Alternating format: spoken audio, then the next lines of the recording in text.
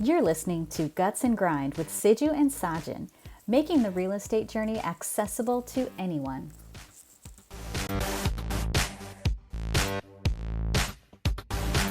Welcome back, guys. We are here at another taping for the Guts and Grind podcast, and I'm here with my buddy Sajin Abraham. My name is Siju Koshi.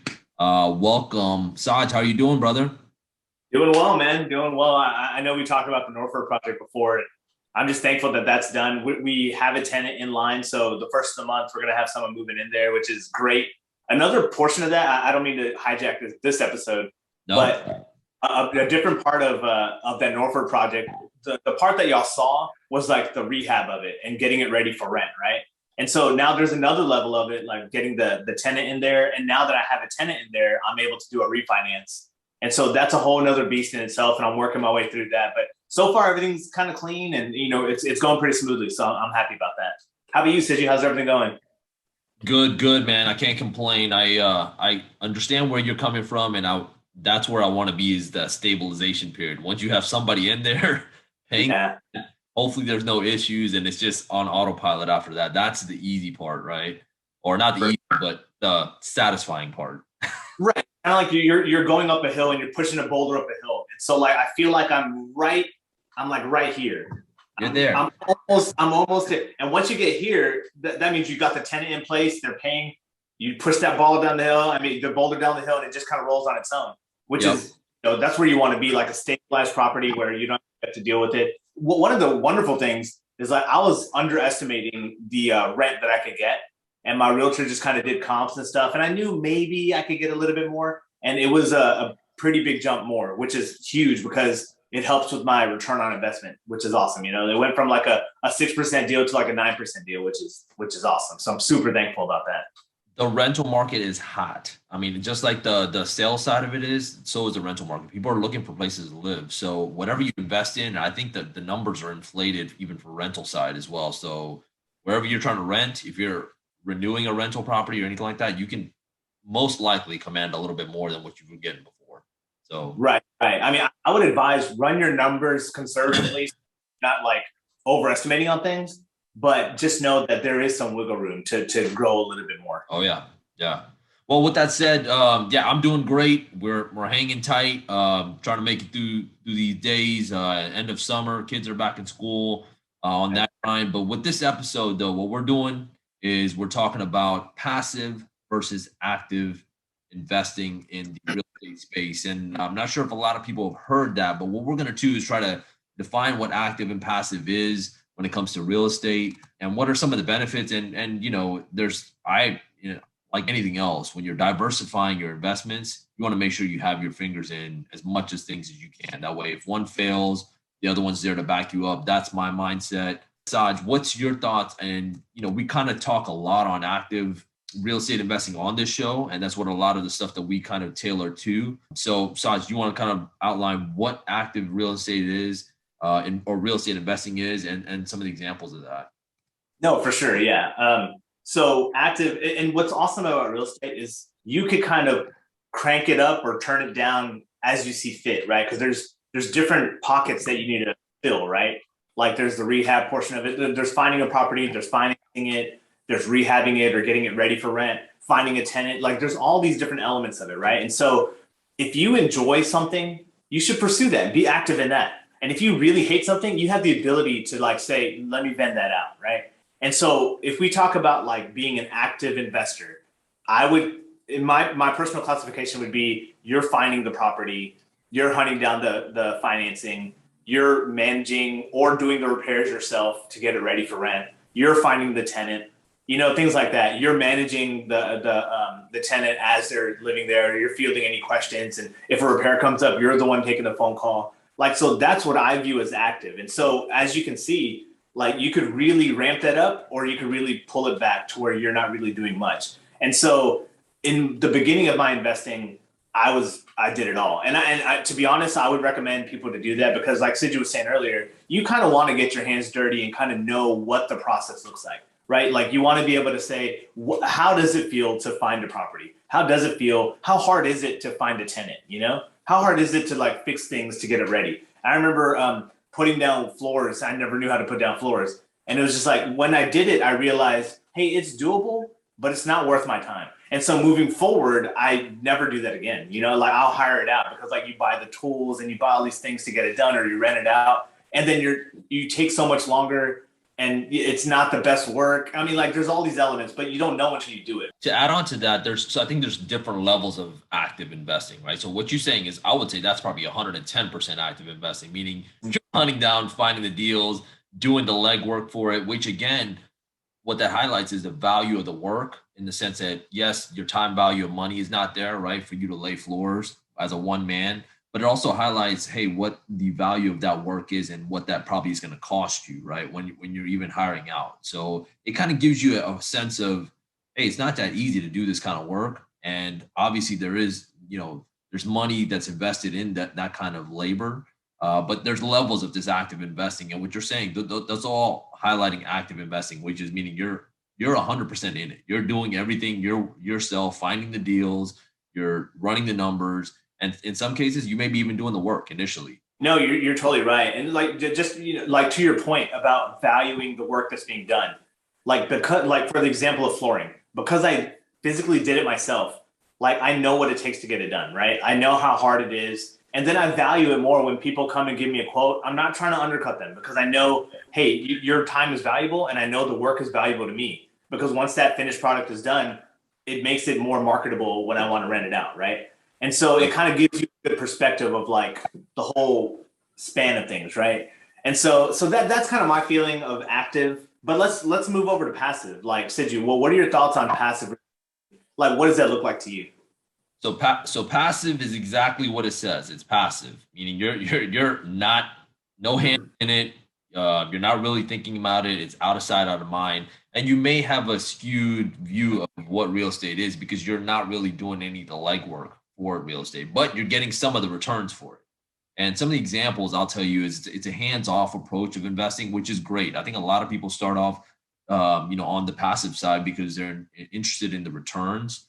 And some of that may be just like real estate stocks. There's a lot of real estate investing companies that actually do what we're doing on a small scale, but they do it on a large scale. They may invest in apartment complexes and stuff like that. And you can reap some of the returns on that by being a silent investor, or investing a small portion of your money into their big project. Being a silent investor, there's definitely nothing wrong with it. I've seen plenty of deals out there. The thing with that is you're more limited to what the managing partners, or the people that are running that deal, is going to give you, right? So if you, let's just say a large $1 million project, right? If you invest as a silent investor and they want your $10,000 to invest in there, they'll say, I'll give you a 3% return every year, year over year, until I get out of that deal, which means you're only locked in at that 3%, but it's a safe, sound investment. You're going to get your 3% every year.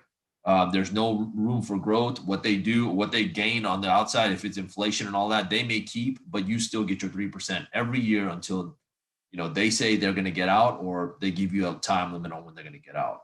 That's the difference between a passive and an active. You alleviate the stress. You don't think about any of the toilets breaking down. You don't worry about tenants leaving. That's none of your concern. You're going to get your return, but it's a hands-off approach when it comes to investing. And that's one deal, and there's stocks you can do that. There's companies, just like everybody invests in tech stocks and things like that.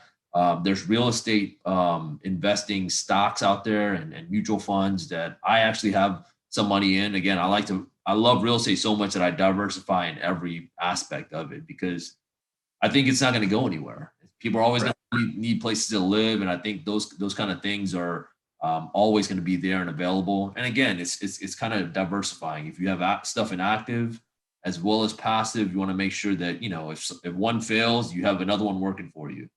And so to piggyback on what you're saying, so what you were saying is like 100% passive, where it's like, I'm not even owning a property. I'm just kind of investing into a group that's doing it, right? And so that's an element of passive. But then even taking it one step further, you could really even hire a realtor, hire a property manager, hire a maintenance guy, hire a property manager for the tenant side. You could like really own the property and still be passive. Like, it eats into your profits. So like, you have to be mindful of that when you're doing those type of things.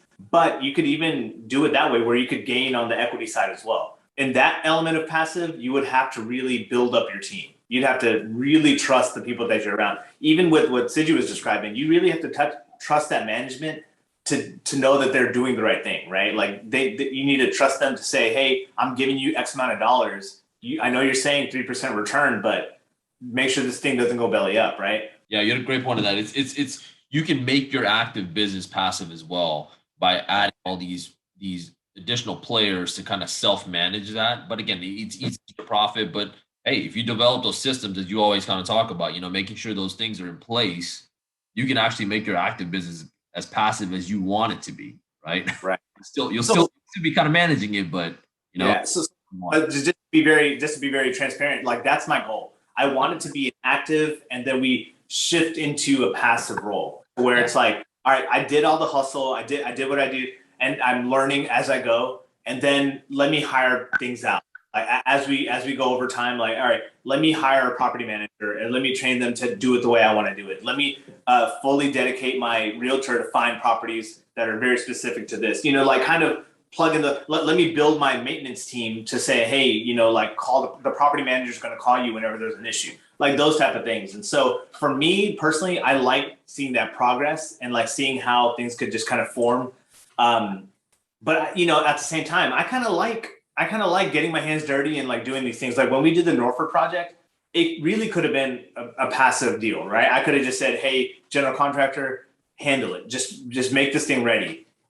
But I'm still new. In my eyes, I feel like I'm still kind of fresh in the game. So I like getting the flooring. I like picking out the tile. I like bringing it to the place, like loading up my truck. I don't know why. Like it's just kind of something I'm into. And so why would I take that away, right? It makes it more active. But if I'm willing to do it, why not, right? Yeah, and I think you highlighted a great point as you kind of wrap up this kind of quick episode of active versus passive, but how much time you want to invest in this real estate investing as well, right? Because being an active player, it's obviously going to take a lot more than just saying, hey, here, Sajin, I'm going to give you $10,000. Go ahead and put it into your project, right? That's a simple check. You cut it, done.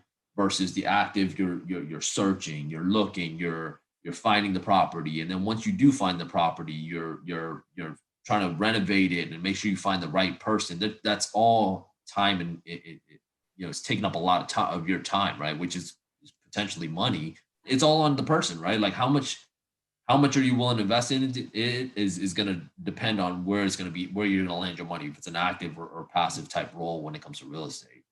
For sure. And I think really to piggyback on that as well, the time that you spend is valuable. And so if you don't have the time, you should really realize that and say, all right, I need to vend this out. I need more passive because I'm a doctor, I'm a lawyer, I'm doing these things. And so you can't really divert your time like that, right? So you should, if you want to get in this game, just know yourself, know how busy you really are, and then pick the lane and then crank it up as you see fit, right? Time is your most valuable asset on this earth. There's only 24 hours in a day. There's no way we can get anything out. Nobody can get past that. There's nobody that can get around that. And so it's about maximizing those 24 hours, making sure you can do whatever you can. And then some of that is getting somebody else to do some of that work for you. And I think we kind of touch on, when it comes to time equals money is depending on what type of returns you're looking for as well. And active versus passive could possibly dictate that. And, depending on how we kind of run the numbers, right? Active generally, if you're doing a lot of the legwork yourself, you're going to get more returns.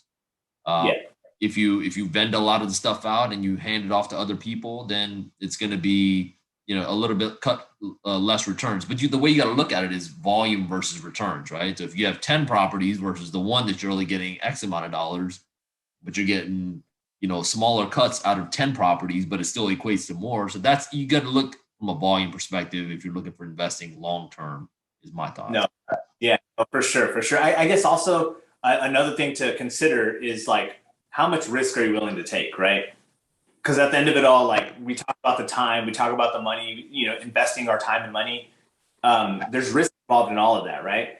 If it's 100% passive, you could kind of trust that as long as you trust the team that's doing it. If you're investing into a team that's getting it all done, and you're passive and you're just writing a check, like that's pretty low on the risk level. I mean, I don't know if you agree or not, but like I feel like that's pretty low on the risk level. And so with that, you get low returns and all that kind of stuff, but at least you're in the game. Like it's still a good thing. And then if you get more active, it's a little bit more risky because you're doing a lot of the work yourself, but there's high reward, right? Like, there's the ability to really crank up your return on investment. So it's really, again, it kind of boils back down to who are you? Like, what are you into, and what are you willing to risk, or what are you willing to do yourself? I think that's what's really important. But everything said, I think you shouldn't stop yourself from doing anything, right? Like, everything that we said shouldn't be limitations. It should just be painting a picture of like, hey, these are things to consider, but still get in the game, like get involved. Yeah, 100%. And I agree with you on the risk tolerance. Usually passive, depending on if you did your due diligence and you know the group that you're investing with is a solid, home run, and they've done deals before. 100%, it's going to be way less risk than it is with active. But depending on the person you are, I think you hit it at the very end, and we can wrap it up with this. I believe is that you're going to do what you can to get into this game, right? Whether it's start off as passive, or you can actually start off as active, right? Depending on how much you want to get your hands dirty, I think is the key, because you can learn a lot through the passive deals too.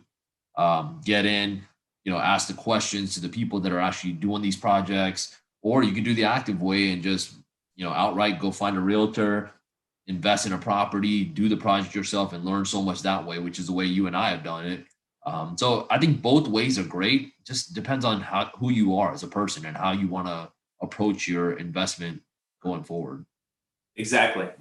Now, I think you hit the nail on the head, man. I think that's exactly what it is. Thank you so much for watching, and just being a part of this conversation. If there's any questions or comments that you want to make about what we talked about, please leave it below. We read it all, and we want it to be a conversation. So please let us know your thoughts. This is cheesy, but please subscribe, like it. I know, I hate saying it, but it's kind of nice. So do it, please. No, yeah, thank you again, Saj. And yeah, I agree. It was a great episode, and hope you guys find value in this. At the end of the day, we always say just jump in with 2 feet. That's the biggest thing to do. So if you don't do that, you'll never know. Thanks for joining again, guys. Till next time. Bye. Thanks for listening to Guts and Grind with Siju and Sajin. Be sure to tune in next time.